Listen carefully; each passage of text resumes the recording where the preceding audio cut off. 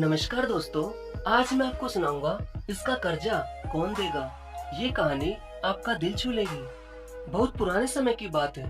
एक गांव में एक भले आदमी गंगाराम का देहांत हो गया था। तो जैसे उस आदमी के परिवार वाले उस अर्थी को शमशान ले जाने लगे, तभी अचानक एक मोटे ताजे सेठ ने उस अर्थी का एक पाँव पकड़ लिया और बोला कि मरने वाले इस गंगाराम से मैं 2 लाख रुपए कर्जा मांगता हूँ, इसलिए पहले मुझे मेरे पैसे दे दो, तभी मैं इसकी अर्थी को शमशान ले जाने दूंगा। अब तमाम लोग तमाशा देख रहे थे। तभी उनके तीनों बेटों ने कहा कि हम तुम्हारा कर्जा नहीं देंगे, पिताजी का कर्जा पिताजी जाने, और वैसे भी अब वो तो इस दुनिया में ही नहीं है। अगर तुम्हें इनकी अर्थी ले जानी है तो ले जाओ।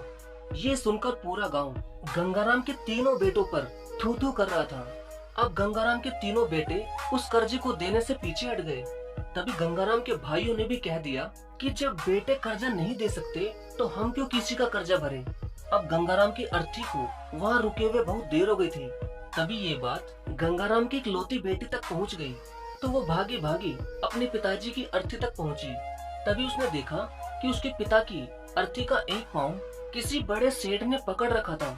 ये देखते ही उसने आंखों में आंसू लिए, अपना सारा जेवर और जितने भी पैसे उसके पास थे वो उसे दे दिए, और फिर उस सेठ के आगे हाथ जोड़ते हुए ये कहा कि सेठ, अगर ये सब जेवर बेचकर भी आपका कर्जा पूरा ना हो पाए तो मैं खुद आपका सारा कर्जा चुकाऊंगी, मगर इस समय मेरे पिताजी की अंतिम यात्रा को मत रोको।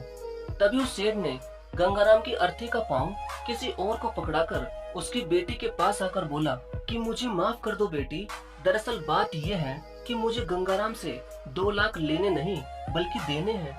गंगाराम ने 3 साल पहले मेरी कुछ मजबूरी पड़ने पर अपनी एक जमीन बेचकर मुझे ये 2 लाख रुपए दिए थे, और वो तो इतना भला आदमी था कि मुझसे 1 रुपया भी ब्याज नहीं लिया।